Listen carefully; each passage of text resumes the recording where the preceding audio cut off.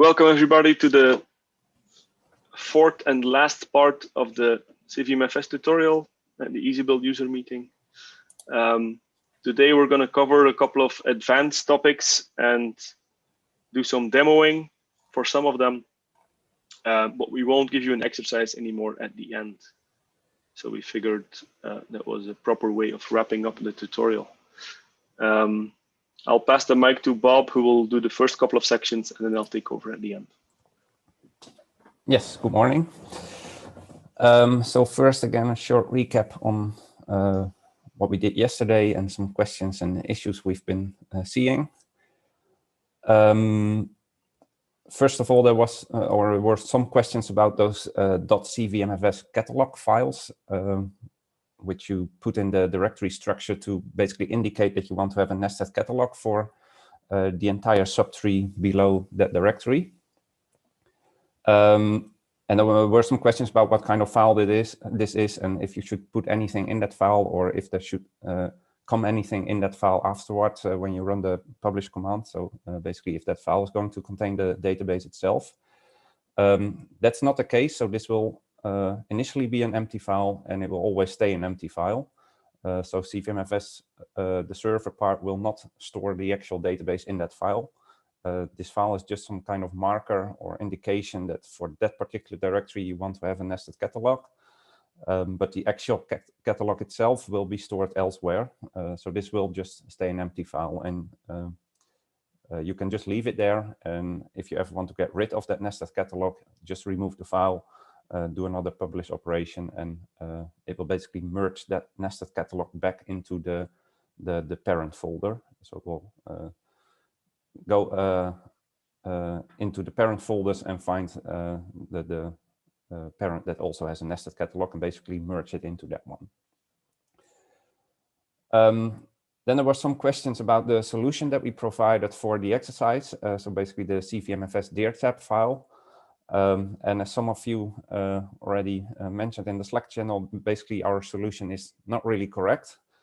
So that might be a bit confusing because, well, we basically said there's a recommendation to have between 1,000 and 200,000 entries in your nested catalog. And when you use the solution that we provided, you will basically end up with catalogs, nested catalogs that contain like 8 or sometimes 24 entries.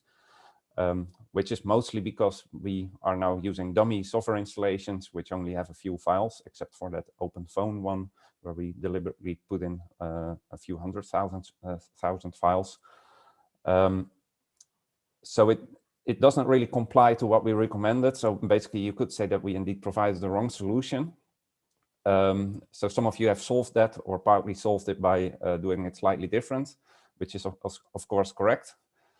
On the other hand, if you're going to use this in production, it might still make sense to just have one catalog per software installation, because these catalogs are also some kind of way to easily allow access for clients to files that you often access together. And then, of course, it makes sense to have one per software installation, because you often, if you access one file in that software installation directory, you're probably going to access more files of that same software installation. Maybe even better for this one would be, for instance, to make one per architecture, because every client is most likely to only going to access the software installations for that particular client architecture. So if you're running on a x86-64 machine, you're probably not going to access the ARM installations anyway. So because these installations are quite small, you could have done it that way by just making one nested catalog per architecture. But then still, you would have to be careful with the open phone installations. So I can show you maybe some alternative. So what I did this morning is make another one. Oh, I forgot the repository name. Organization.tld. So this might have been better to use as a real solution. Also show you the real dir-tab that I use for this one, which basically only says make nested catalogs for those examples subdirectories in every open phone installation, so every version. That's this wildcard, and for every microarchitecture that we have in our repository. Then you end up with nested catalogs for all these examples directories, which is the most important thing for at least this example, because otherwise you will get a huge catalog. So we make one for all the examples, and everything else basically goes into the root catalog. And then even then the root catalog is still quite small, so that's still fine.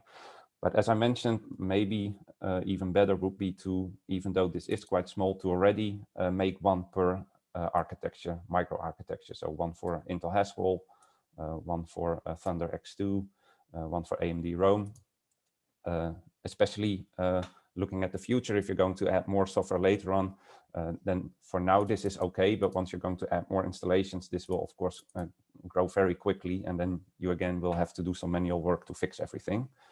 So in order to be prepared for that, it's probably better to already make one per architecture, or as I mentioned before, already one per software installation itself. Because if you're going to add lots of more software soon, then this would already fix that. So I can imagine that it was indeed confusing, and we should have at least made a remark about that. But yeah, strictly speaking, our solution was not correct. So then the next question that we got was about if you're going to change the CVM-FS dir tab later on, and for instance, remove an entry that you had there before, then that directory that you had in that file before might already contain this .cvmfs catalog file. So when you make this dir tab file and you run a publish command, it's going to create all those CVM-FS catalog files. And maybe later on you want to get rid of one or a couple of those. If you then just change your CVM-FS dir tab file, it will not automatically remove the ones that have been created before, which is a slightly annoying thing. But yeah, that's just how it works right now. I'm not sure if that's intended to be like that, but so if you're going to change it, be sure to check if it actually, if you need to remove something manually. So go into that directory, just create this empty file, and then the next time you run the publish command, it will basically merge the catalog back into a higher level. Finally, there were some discussions again about the requirements for a Stratum 0, for instance. So what kind of resources do you need, especially if you're going to do large publish operations? Don't think I discussed this fully in detail yesterday, but if I go back to this slide. So first, in terms of CPUs and memory, you really don't need a lot of specs here. So for instance, for our easy project, where we sometimes do really large ingests of lots of software in one go. So we basically build lots of software for one microarchitecture and then ingest that huge tarball with lots of software, lots of files. So both in terms of number of files, but also in size. These tarballs can be several gigabytes or even more, and hundreds, thousands of files. That's no problem for our current Stratum 0, which is a simple VM with only 2 cores and a few gigabytes of memory. So you really don't need a lot of specs here. Of course, it might help a little bit because it has to calculate all the hashes for the files and create all these catalogs that may go a bit quicker if you have faster CPUs, for instance. But in principle, if you don't mind waiting a few minutes when you inject a large tarball, it's fine to use just a few cores. But the most important thing basically is the storage space that you have for your CVM-FS repository. And then there's 2 spaces which you should take into account, 2 directories. Because also on the Stratum 0, the /CVM-FS is basically a read-only file system. And if you open a transaction and start adding new stuff to your CVM-FS repository, it basically what it does is add a writable overlay on top of that read-only /CVM-FS directory. And that writable overlay uses a scratch area in by default /var/pool/CVM-FS, which means if you're going to manually add lots of files to your repository by just moving them in a transaction to the /CVM-FS location, you need quite a lot of scratch space in var's pool, and then you might quickly run out of space if you by default don't have a lot of space there. And then when you do the actual CVM-FS publish command, it's going to take all the files that you stored in that scratch area, so in your writable overlay in the spool directory, and then it's going to compress them, deduplicate them, calculate the hashes, update the catalogs, etc.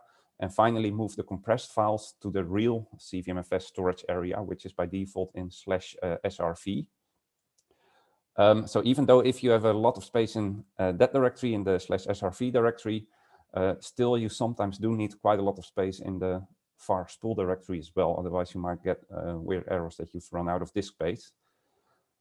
So that's important to take into account. But one huge advantage of using the ingest command for large tarballs is that you basically skip that staging area.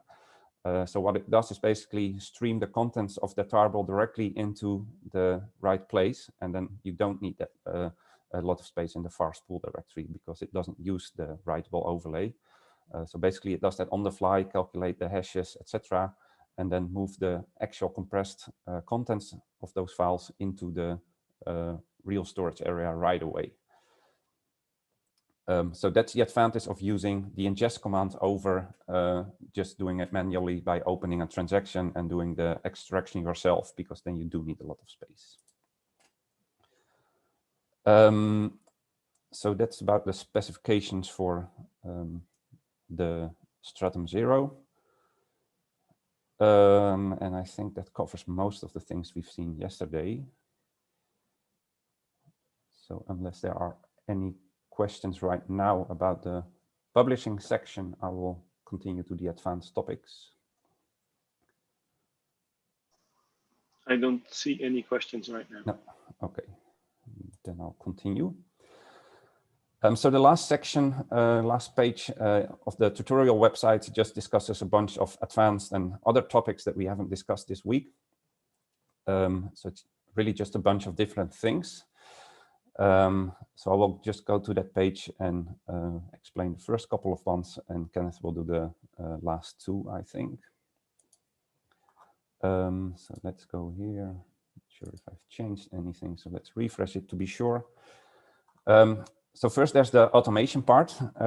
During these exercises, you've done everything manually, which is a good thing to do at least once so that you know what kind of steps this involves. What kind of things you should take into account when you're going to set this up in terms of ports and which server talks to which one, etc. But as you've probably also noticed, and I've also even noticed it myself when doing some of those demos this week, it's very error prone. So you can easily mix up some IP addresses, make some typos somewhere, mix up the proxy with your Stratum 1 or something similar. And then stuff breaks and you will have to start debugging, which is sometimes not very easy with CVM-FS to find out where the actual cause is. So to make this a bit more easy, it's probably a good idea if you're going to use this in production to use some kind of automation. Let's increase this a little bit. So it depends on what kind of tools you're familiar with. But for instance, the Easy project, we use Ansible a lot. So you can take a look at the link here to find our playbooks, which are mostly based on this Ansible role provided by the Galaxy project. It's a bit tailored towards the Galaxy project, so there are lots of variables with Galaxy _, but you can either override those or there's some more generic variable that you can set.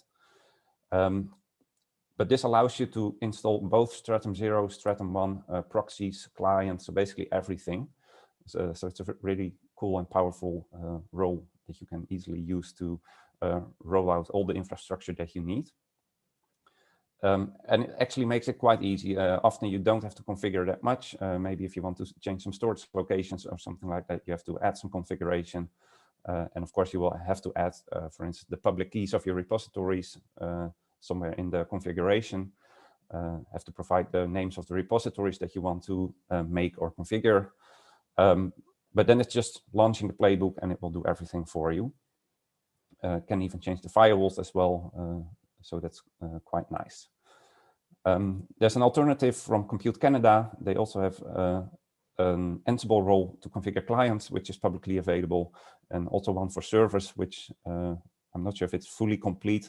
They call it the demo release, so at least you can take a look at them at their Ansible role and see how they do things over there. Cern also has its own automation module that you can use, but only for Puppet. So if you use or are familiar with Puppet already, you can also try to use that one. And that also works for both servers and for clients. So it can also do basically everything that you need. Yeah, I don't know if it makes sense to go into this more. I can show quickly how such a playbook looks like. So for instance, for the one that we use for our Stratum 0 for the Easy project, this is basically everything that you need to include in the playbook. So just on which host you're going to run it. We had to make some fixes because some things didn't work on Debian systems. My browser is a bit slow with zooming in. But other than that, we don't do that much here. We basically just run the role itself. So this is the role itself, the Galaxy project CVM-FS role. And we add the Apple repository because that's needed for some packages. That's basically it. And then there's, of course, a configuration file that's specific for Easy. That's over here where you just add some details about your repository, so the domain name, the public keys, and the location where you want to store them, the URLs of the Stratum ones. So this is basically something that you have to do once. And maybe later on, if you're going to add more Stratum ones, you have to add those URLs here as well. But other than that, it's just configure once, and then you can use it for all the different components. So that covers the automation part. If you have any questions in between, just let me know. Just raise your hand and you can ask the question. So then I'll go to the debugging section. Well, I already did more or less a live demo. When was it? Yesterday, I think, when I ran into an issue. So most of this, I think I've already shown you, but let's go through it quickly one more time. So this is a very useful command, the check setup. I don't think it does an actual syntax check of your files, but it does a lot more than that. So it will look if the right configuration files are in place. It will set up the connections and see if the connections can be made. It will check if the services are running for instance, AutoFS. It will check the permissions on directory, so it will do lots of checks. It's basically a bash script, so you can look up the source of the bash script yourself if you want to. But there's a long list of checks that it will do to make sure that everything is in order, except I think for the actual syntax checking of your configuration files. So these are basically also just bash files, which it will just source and use to set up the connection. So if there's something wrong, then you will probably get an error somewhere. But it doesn't actually do the syntax checking. Another useful command is the show config command. We've not really shown that during this week, but CVM-FS uses a kind of hierarchical configuration structure. And sometimes it can happen that you try to set a parameter somewhere in a file, but then it gets overridden by another file, and it doesn't actually use the parameter that you've set. And this is a useful command to really dump the effective configuration that it's using at runtime. So then you can actually check, is my proxy being used, or is my server URL correct? Is my directory that contains the public keys correct? Which are probably three of the most important ones, these three, to check if you have an error and see if they point to the right URLs and the right directories. So that's always a good thing to do if you run into some kind of issue, check if the live configuration is really correct. But the public key is, of course, also something to always verify, because a wrong public key file can cause weird errors and sometimes hard to debug. So one of the first things you should do on a client if you run into errors is check your public key file if it's correct and if the location that you provided here to the directory is correct. Well, the probe basically tries to just connect to your repository. So we'll basically just try to mount it and access the repository. So that can also be used to find out if it's okay. And finally, you can enable a debugging setting. So if you want to get more information about the particular error you're getting, you can add this to your default.local file. So just point to some location where you want to store a log file, which is going to contain the debugging messages. One warning here, which I think I already mentioned 1 or 2 days ago, be sure that you point to a location that's writable for the CVM-FS user. Because if you don't do that, then the CVM-FS client itself may even crash, and then, well, you basically have 2 issues. It doesn't work anymore, and you don't get log information anyway, so then it's really hard to debug. So make sure that you set it to something like /tmp or something.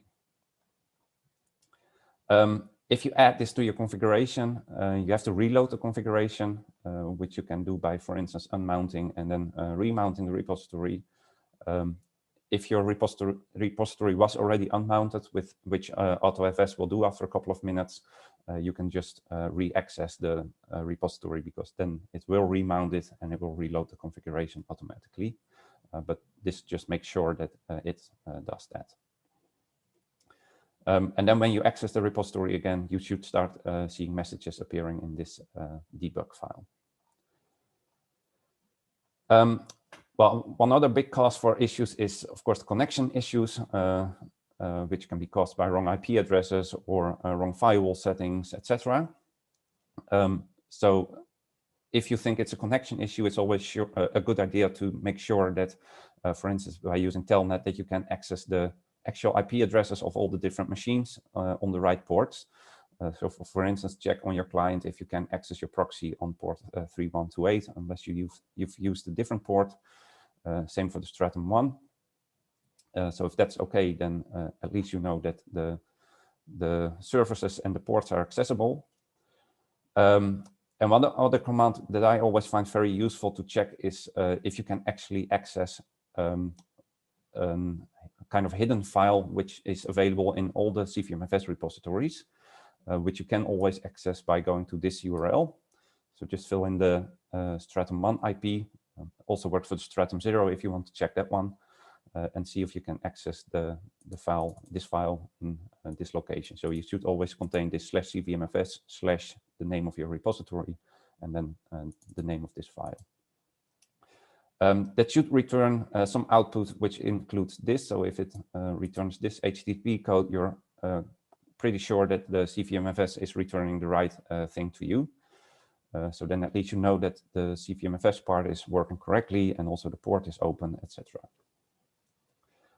You can also try that by including the proxy. So using this curl command, it's the same command, but only with this part added. That means go through the proxy with this IP address and this port, and then try to access that file from my Stratum 1. So then you can check both the proxy and the Stratum 1. And if, for instance, this one does work, but the second one doesn't work, then that's a clear indication that something is wrong with your proxy settings. So then you should probably check your squid configuration. So one issue that you can easily make is that there's a wrong ACL setting in your squid configuration, and then this will probably not work anymore. For instance, if your proxy cannot or is not allowed to access the Stratum 1 servers. Finally, here's an overview of the relevant log files that you can check on the different machines. So the client has that debug log that you can enable. The Stratum 0, that's basically just an Apache server, so you can check the Apache logs. The Stratum 1 is basically Apache and Squid, so you can check the Apache and the Squid logs. So Squid is in by default in var log Squid. And also the snapshot command that you will run as a cron job that will log to this file, so snapshots.log in the CVM-FS folder. So if it looks like your Stratum 1 is somehow running behind, you can check if there was anything going on during the latest snapshots, and you might find errors in that file. And then for the proxy itself, well, that's Squid only, so take a look at the Squid files if something is wrong. Beside that, you might also find, of course, stuff in the, for instance, the system logs, but I've not included that here. let's check. No raised hands yet. So I will continue with the garbage collection. So I've already taught you a little bit about these different tags or snapshots and revisions that you have for each repository, which means if you add a file to your repository and later on you're going to remove that file, it might not be automatically be purged from disk on the Stratum 0 and Stratum 1 servers, especially because by default CVM-FS enables this feature called automatic tagging, which will automatically assign tags to every published operation that you do. So I can show that one more time. If I check on my Stratum 0 server, I can again do this tag -L option. Oh, typo. And the repository name.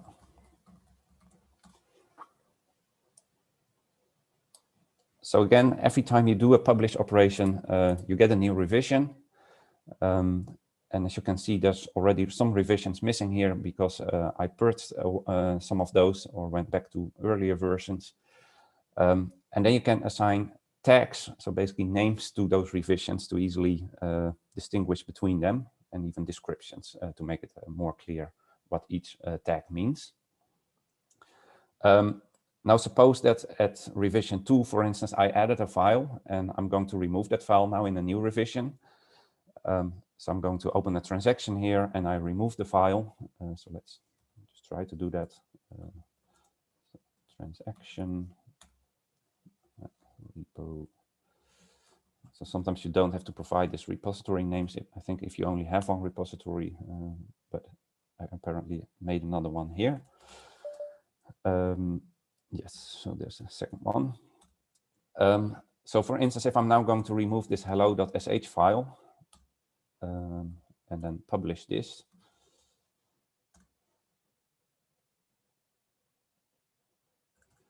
now it doesn't show up here anymore, but if I look at my tags again, this is the one that I just did. So this is where I removed the file, but of course that file was included. I don't know where I added it. Probably it was one of the first files, this hello script. So I probably added that somewhere here or in revision 2 or 3.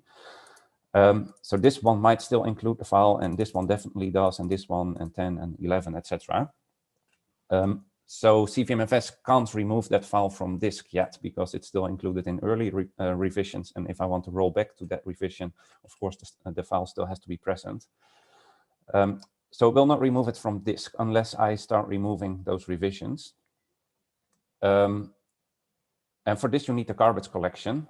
So I can start removing tags by doing tag -R or D. What was it? Let's check here. -R to remove the tag.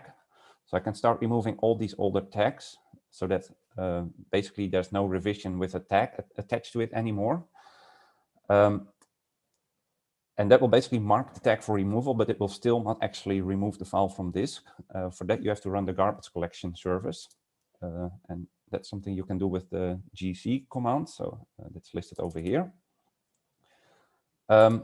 And for this, you first have to enable garbage collection on your repository, which is disabled by default.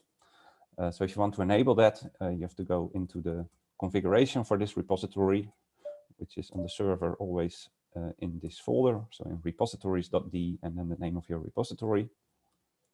And in here, you will find the client, the server file with the server settings. And you should see the garbage collection here, which is indeed set to false. So I can enable this, and then you can run the actual garbage collection command.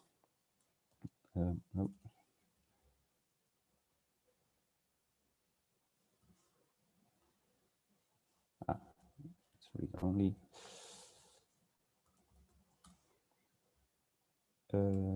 So here it is. So I can set this to true. And now I can actually do garbage collection by just running this command. I don't know if there's anything to remove already. Not sure what I did in all those revisions anymore and which ones I've removed.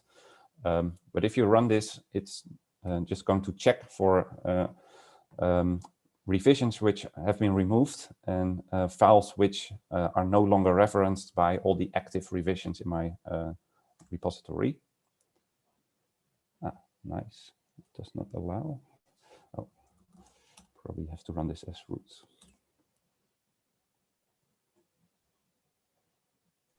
All right.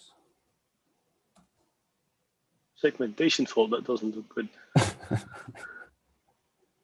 I'm not sure what's going on here. Well, I wasn't planning on doing a demo of this anyway, so maybe I shouldn't have.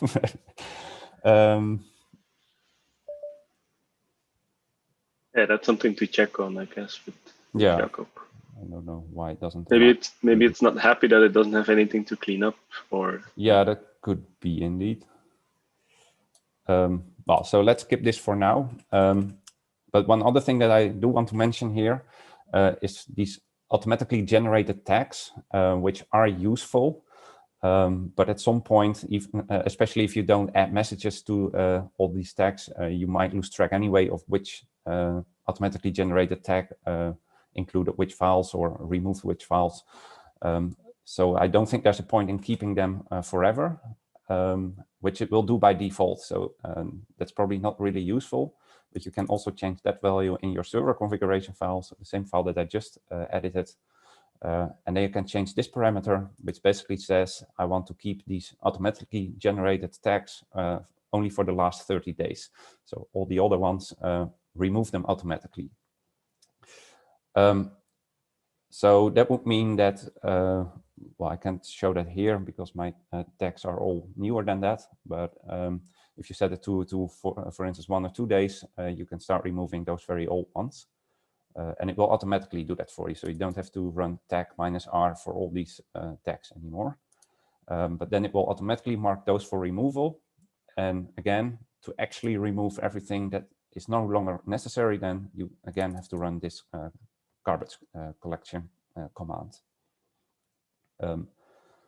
So my recommendation would be to use those together. So set the auto tag to something useful, 30 days or something, or 14 days, whatever you find useful, and then make a cron job that will, for instance, run this every night for you. So you can also use these options, which are useful. So -a will do it for all the repositories on your server.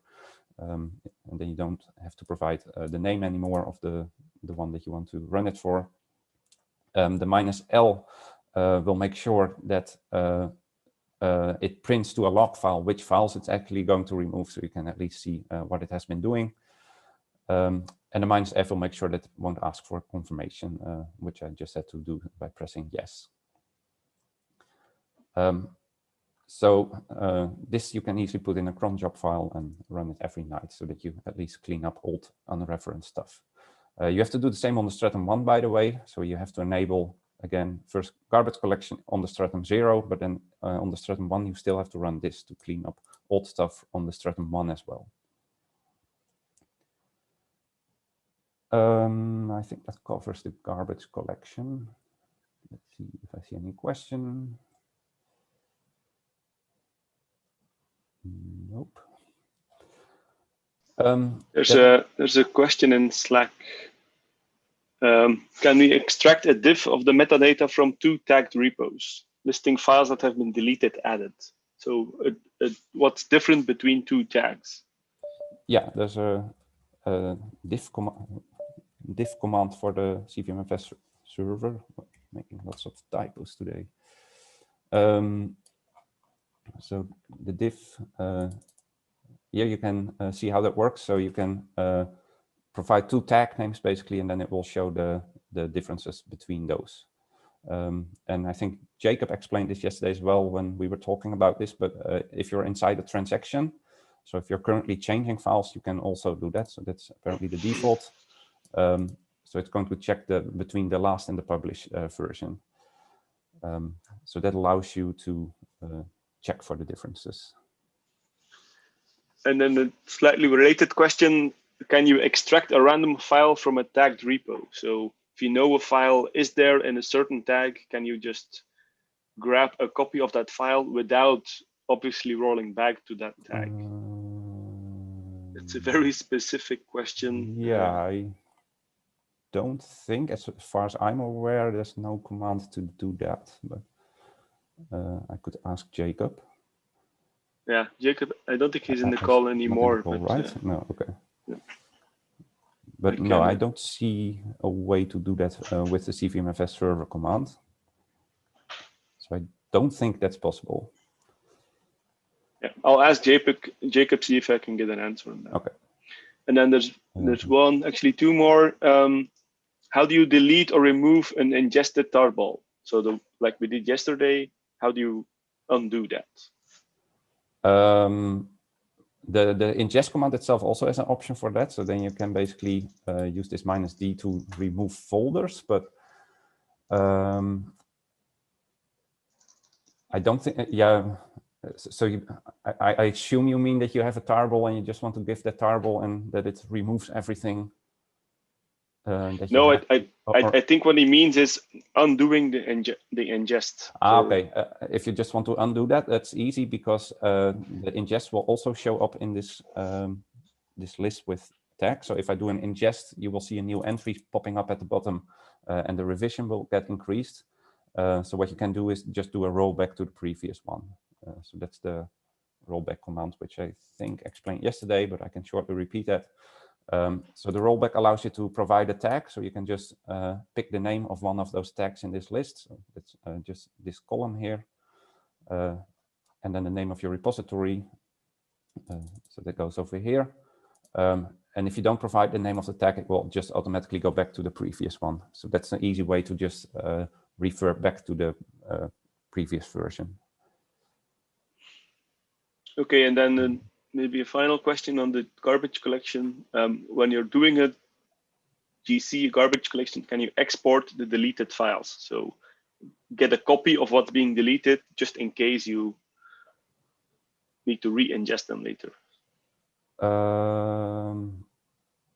Not that I'm aware of, no. So you can let it print with this -l option.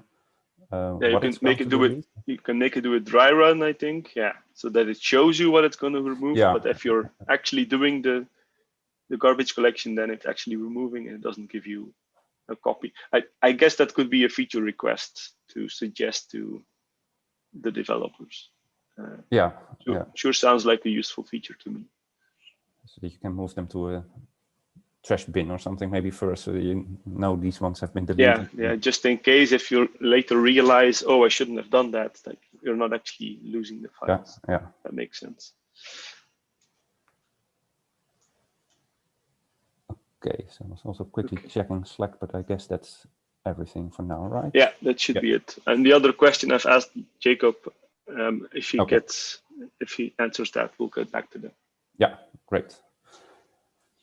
Then the next topic is about gateway and publishers, which we might have briefly mentioned already before. And Jacob also told something about this in his CVM-FS talk earlier this week. So previously, it was only possible to inject new files on the Stratum 0 server, which is a bit annoying because then you have to give everyone who needs to change the repository access to your Stratum 0 server. But there's now a quite new feature in CVM-FS which allows you to set up a gateway and publisher machines, which basically means you're going to run a gateway, which you can easily do on the Stratum 0 itself. And then you can set up build machines or publisher machines which can have write access to the repository. And they basically talk to this gateway service running on the Stratum 0 and allow you to also do make a writable overlay on the publisher machine on top of your CVM-FS repository, and then just send the changes back to the gateway machine. So we wanted to use this for the Easy project as well. Then we were given a bit of a warning that it's still a quite new feature and it's not being used a lot yet by large production sites.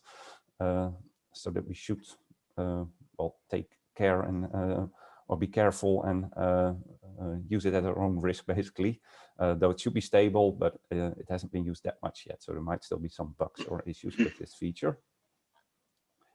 So I can quickly show you how that works. So again, the easiest way to do it is to run the gateway on the Stratum 0. You can run it on a different machine as well, but I think then it needs to have the storage, the backend storage of your Stratum 0 mounted on the gateway, because it has to write the files into the storage area. So you can just install this on the Stratum 0. It's just another package, CVM-FS gateway. And you need to open a port. So by default, it will use port 4929, which you can change, but you need one more open port on this machine. Then if you don't have a repository yet, you can just make the repository by running the same command as you would do otherwise on the Stratum 0. And then you have to provide it with some kind of configuration about who is allowed to change the repository and which parts of the repositories. So that's also a very nice feature that you get here. So you can basically define keys. So first you have to give those keys a name or ID, basically. So you can use, for instance, the name of the person here who's going to be using that key. And then you can define on which part of the repository. So the repository is given over here, and then the path starting at the root of the repository has to be defined for which that user should get write permission. So for instance, here, this user will only be allowed to write to restricted to sub there. Then the actual keys themselves are stored next. So here the ID again refers to that one. And then you have to fill in some kind of secret password or code, which is going to be used by that particular user as some kind of API key that will give him access to the repository. That's basically all you need on the gateway side. There's also another configuration file. And this one is stored as this path. You get one by default, which you can start editing. And there's another one that you get by default. It's this one, which you don't really have to change unless, for instance, you want to change the port on which the gateway service is running, or if you want to put a maximum on how long a user can get a lock on the repository.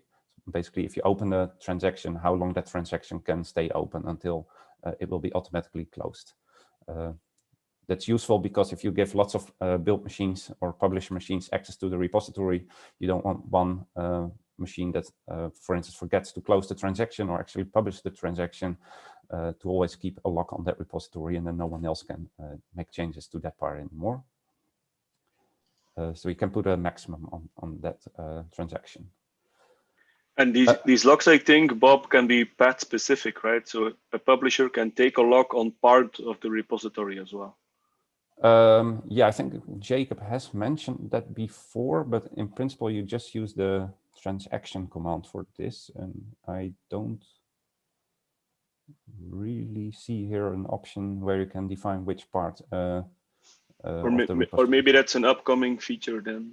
Yeah, we can ask him that as well.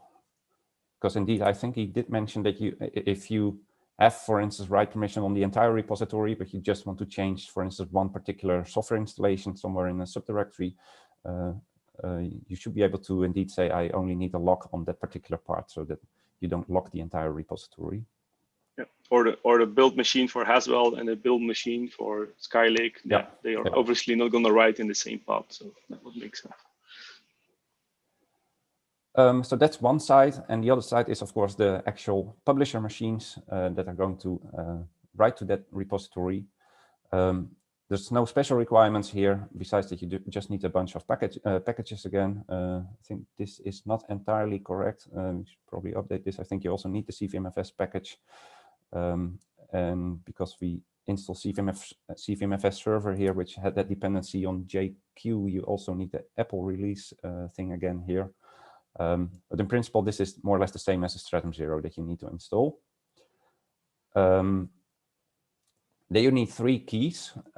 First, again, the public key of the repository, which you can just copy from well, the client or the Stratum 0 or wherever you have it stored.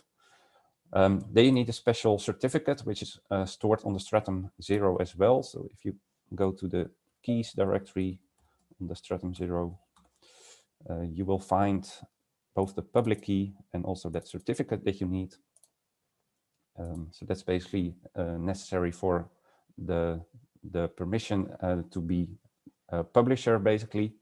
And then there's that gateway key that we created previously in the JSON file. You need to store that in a file with this name, so .gateway, basically, where you store that API key. So that's just your secret code that will give you access to that part of the repository. So these ones, copy them from stratum 0. That one depends how you get it from whoever maintains the stratum 0.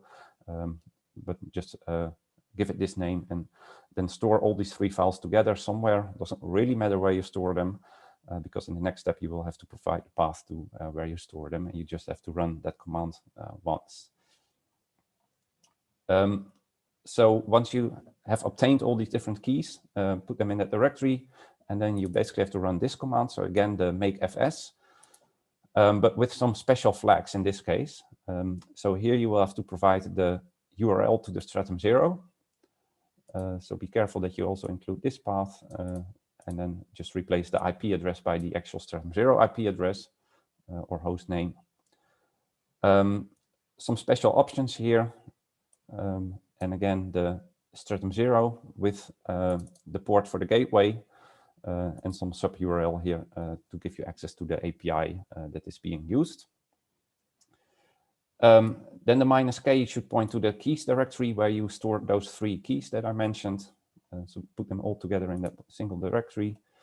And then the owner again of the repository. So if you run this once as root, then later on you can again just do transactions with the regular user. So you only need root once to set up everything. And of course, in the last part here, the name of the repository. So just copy paste this. It's a bit of a long command, but copy paste it and fill in the stratum 0 IP here, and then it will automatically replace that everywhere. Once you've done that and you didn't get any errors, you can start running transactions on that particular machine and send them back to the stratum 0.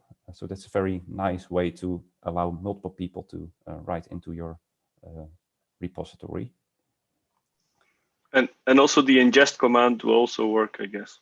Yeah, it will also work. Yeah. So basically everything that you could do manually on the stratum 0, you can now do on the publisher command. I think that covers most of this. Meanwhile, in Slack, I think we have an answer for the question on extracting a file from a specific tag. There's a checkout command. It looks like this could be helpful. And also a client can mount a specific tag of the repository. So if you do that, you can also copy the file from that specific tag. Yeah, that's indeed a possibility. So then you have to change your client settings, and indeed there's a parameter that allows you to specify which revision or which version of the repository you want to mount. The checkout, I'm not sure about. I think the checkout allows you to make separate branches. Let's have a look. Yeah, I think if you want to make a different branch in your repository, so by default, everything is on one single branch, but you can make sub branches just like on Git, and then you need the checkout command to basically go to a different branch. So I'm not sure if that allows you to check a file from a different revision. So tags and branches are different things for CVM-FS, while in Git, they're basically the same. Well, no, okay, a branch is a moving tag in Git. So I guess it will be the same thing here. Yeah. Okay. Yeah, I'm not sure if this is being used a lot. I myself haven't really used this before yet, but I think that in the documentation, they say something about data releases where this could be useful if you just want to update some data release, that you put those in separate branches. So we have another question. So if you want to use a gateway, you need a stratum 0 and a gateway, yes. Yes, yeah, and it can be the same, but yeah. Doesn't it suffice to install the gateway part on the stratum 0? Yes, you do. So the gateway and the gateway service and the Stratum 0 service can live on the same server. And So, I guess in practice, that's also usually done like that. I think so. At least I would assume that that's how I'm using it as well. But I don't really see the advantage except for maybe spreading the load a bit between the Stratum 0 and the gateway, because then the gateway will take care of some other stuff that the Stratum 0 don't have to handle anymore. But yeah, it will make the setup a bit more complex because you have to share the storage then. And Caspar has an idea on why your garbage collection failed, or at least he saw the same issue. He managed it by starting a transaction and then publishing that transaction without changes. So it seems like the publish reloads the server config or something, which is needed to pick up the change you made in the configuration. So just changing the config file is maybe not enough. Seems to work. Thanks, Caspar. Yeah, so now it's indeed doing the garbage collection. Yeah, maybe I should have included the -L, then it also would have shown me what it's going to remove, but at least you see the process now of, well, it's just going to search for unreferenced stuff in the repository and remove that. Yeah. So I guess there was a reload needed of the configuration or something. Yeah. Okay. Then just coming back to that gateway question. So this is actually my Stratum 0 that I've been using all week. And as you can see, I installed the CVM-FS gateway on the same machine. It's even running at the moment with gateway. So all the configuration for my gateway is in here. This is basically taken from our tutorial webpage, and I just defined a very good secret for one user here, or actually even two. So one has full access to the repository and the other one only to /Bob. And then you can just start the servers and it's running on the same machine. I see more questions popping in, but I think we'll continue first with the rest of the two topics we have. Yeah. So maybe Bob can jump into Slack and answer them, or we can get back to them at the end. We're already over time to what we have planned, but we do have some plenty of buffer actually. Yeah. Okay. So I'll take over the screen, Bob. Yeah, one more warning that I forgot to mention here. I was looking if we actually documented it on the page, but it's indeed here. So big warning, if you're going to use the gateway on the Stratum 0, you should not open manual transactions apparently anymore on the Stratum 0 itself, because they might interfere with the gateway. So you can still do it, but then you have to stop the gateway first, because the gateway will now be managing all the external transactions. And if you're going to run an internal one on your Stratum 0, that might interfere with something else. So, and it may even corrupt your repository. So if you're going to do that, stop the gateway first and then do the manual transaction. So that's all that I wanted to say about this topic, and then Kenneth will take over. You're going to share it yourself, you said, right? Or yes. Yeah, okay, then I'll stop sharing. Make sure sharing the right window.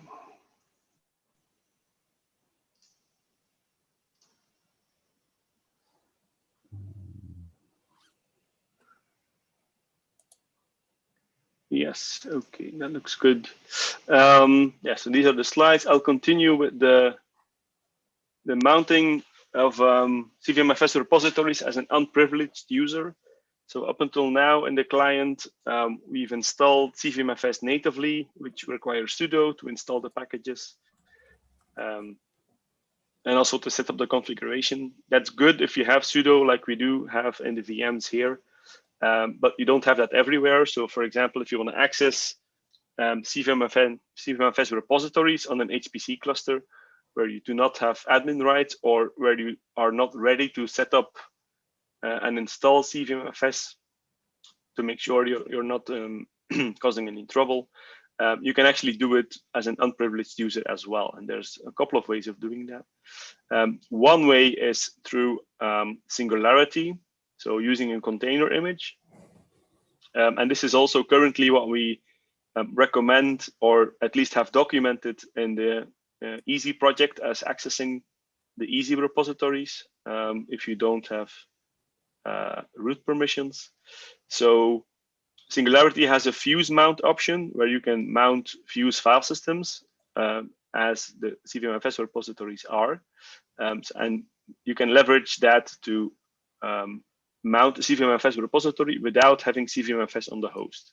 So you only need the CVM-FS software installed in the container image itself, have Singularity installed on the host, and Singularity is enough to mount CVM-FS repos as an unprivileged user. So as long as Singularity is installed, you're good to go. I'll demo that here quickly with the Easy repository. So this is basically copy pasted here from our documentation. What we do is we create 2 directories that we will bind mount into the container, which are required for CVM-FS. The var run CVM-FS and var lib CVM-FS have to be writable for CVM-FS for the caches and things like that. And obviously, when you start a Singularity container, it's read only. So we do have to bind mount directories in the container where we can write stuff to into these locations. So that's what the Singularity bind part does.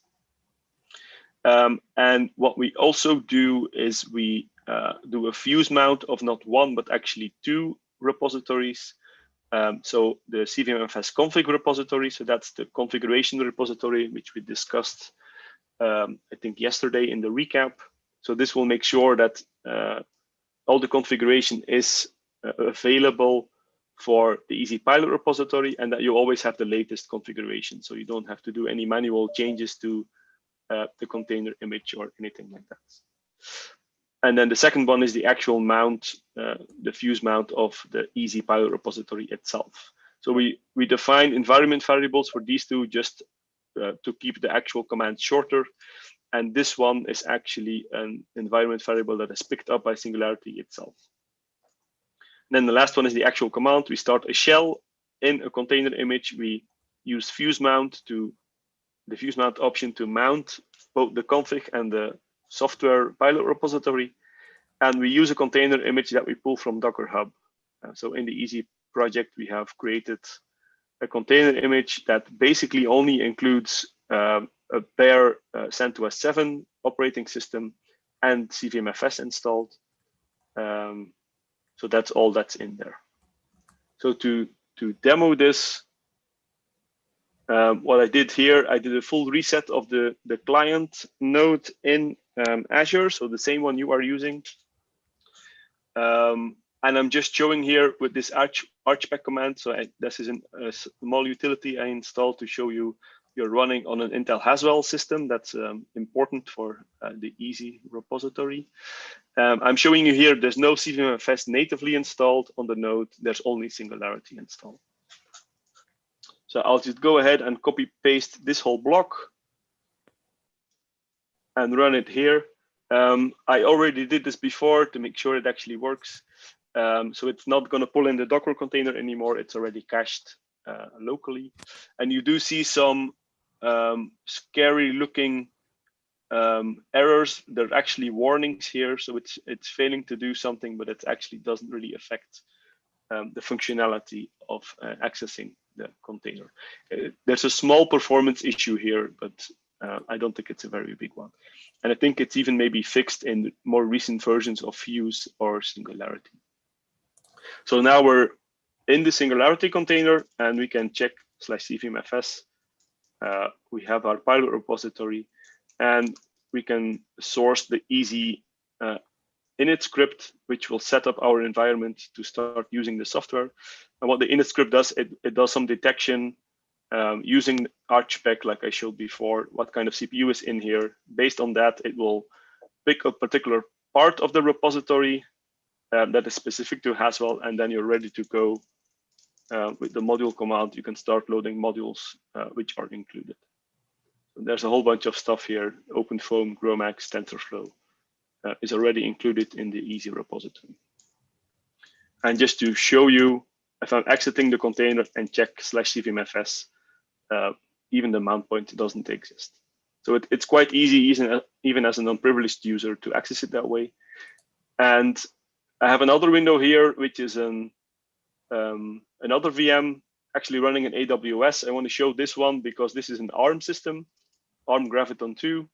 And I can actually use the exact same command here. So we've built the container image such that it's not hard-coded to x86. It also works on ARM thanks to this last bit here, uname-m, which spits out what type of architecture we are running on. So if I run this on the Azure VM, it's x86-64. If I run this on the Graviton 2 AWS VM, I get Arch64, so ARM 64-bit. I just copy paste this, the exact same command. I will also get the container, and here I don't get the errors. And I can also run the exact same source command to source the initialization script, the exact same initialization script. So I'm not telling it anywhere what kind of CPU I'm running on, not even whether it's x86 or ARM. And the script just figures it out. Okay, this looks like a Graviton 2, so let me give you that part of the repository and make sure that you get software that's not only working, but also properly optimized for the hardware on which you're running. So you can see, thanks to CVM-FS, we're able to do this. No matter whether we're in the cloud or even on other systems, this works nicely. And with some additional logic in terms of how the software is organized in the repository and some scripting on top of that, you can make sure it works nicely even on very different CPU architectures. So that's one way, through a Singularity container that basically only includes CernVM-FS. So you don't need anything more. That's very good. There's another way, if you don't have Singularity available, there's a separate CVM-FS exec utility, which sits in a separate GitHub repository, which you can also use. But there are some limitations, or I should say requirements. If you're on a very recent operating system like RHEL 8 or CentOS 8, where it has user namespaces enabled and it allows fuse mounts as a regular user, then you can use CVM-FS exec without having Singularity installed. And this allows you to mount the repository even without admin privileges under /CVM-FS. It will only be mounted for your own user and that specific session, but at least you can mount it under the correct path, which is typically important for the software that's installed in that repository to actually work properly. So this does have some requirements. You have to have access to user namespaces, so this has to be enabled on the system. You need to be able to do a fuse mount as a regular user. Typically, it says here this works on all operating systems as well. That's true, but then you have to add some kernel parameters at boot time to make sure user namespaces are enabled. I think by default, they're enabled on RHEL 8 and probably also CentOS 8 unless they were actively disabled. So at least on modern operating systems, you have a bigger chance for this to work. And then, yeah, what you do, and I won't demo it here. You can check the README page of the GitHub repository for how to use this utility, but it's obviously a very handy one as well.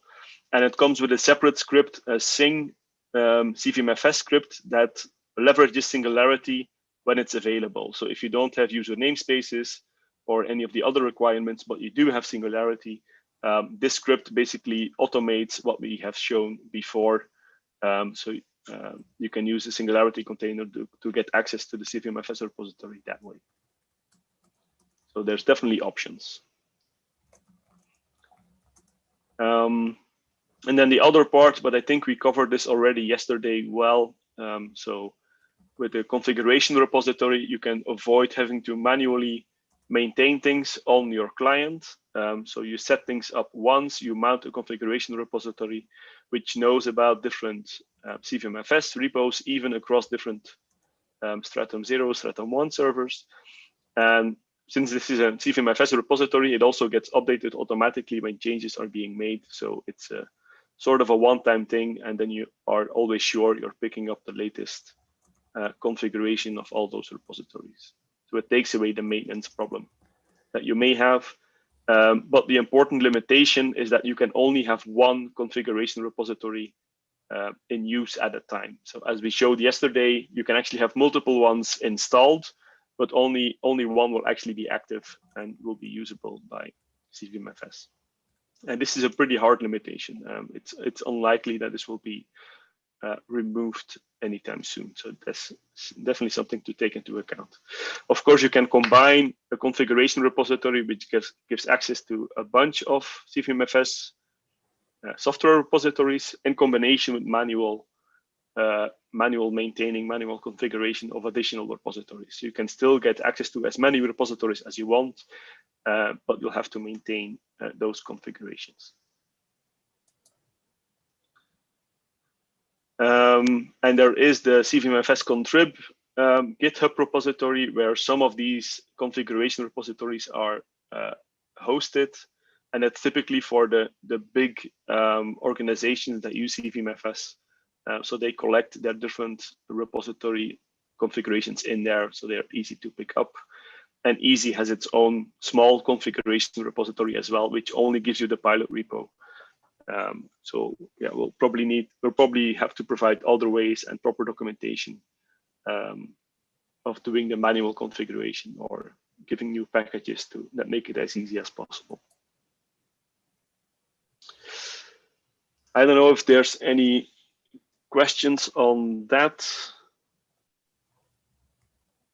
So Bob, maybe you can raise them to me if there are any, or maybe we should wrap up first and then do some more Q&A. Let me wrap up the slides first, and then we'll do some more Q&A.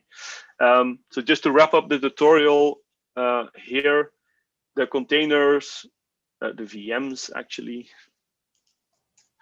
The VMs you have in Azure, you can still use them today, but we will actively destroy them and remove the user account you have access to tonight around 8 p.m.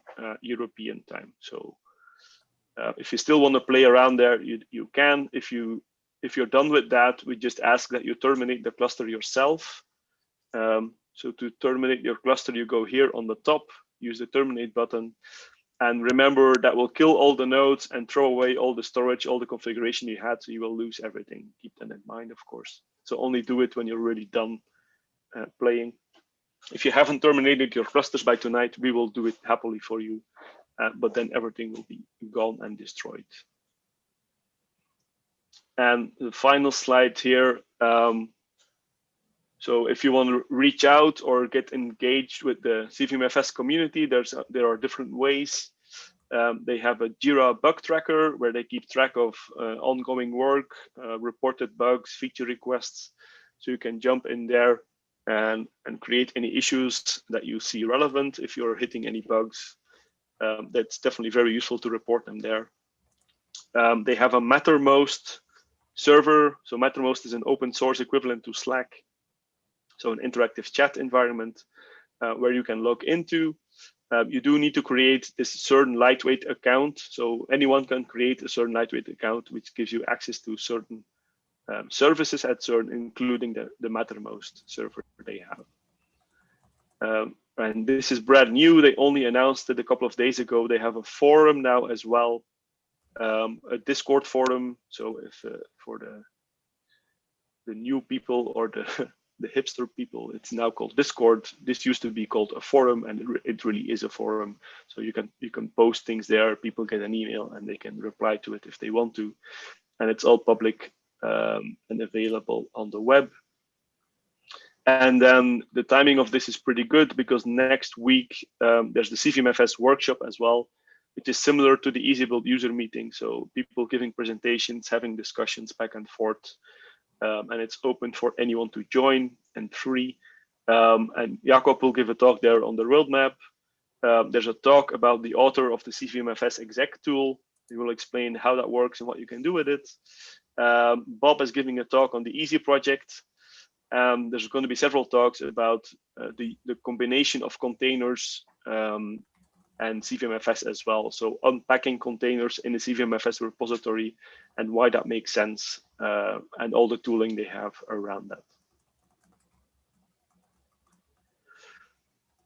Okay, with that, maybe we can take a look if there are any more questions. So feel free to raise your hand or raise them in Slack. Is there anything we should cover, Bob, from the Slack channel? I think on Slack, everything seems to be covered. So, okay. Nice. Don't see anything here either. Yeah, I don't see anything in Zoom here either. We'll wrap up here because we're quite a bit over time, according to the planning. But yeah, you know where to find us in the Easy Build Slack. There's the CVM-FS tutorial sub channel, or if you want to get in touch with the CVM-FS developers themselves, I guess Mattermost is a good starting point, since that's an interactive chat as well. Oh, there is one more question coming up by Nikolai.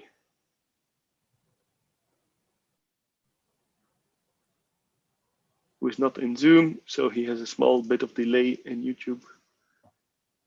So let him type out his question.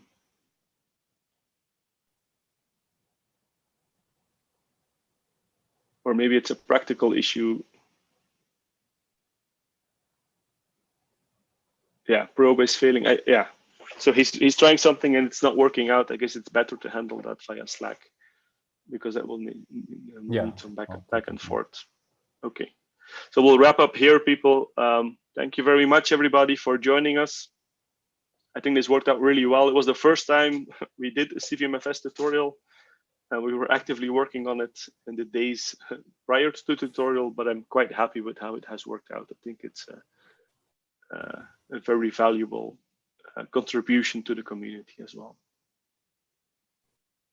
Thank you very much. We'll wrap up the recording and the stream here, and we'll be around in the Slack channel for sure.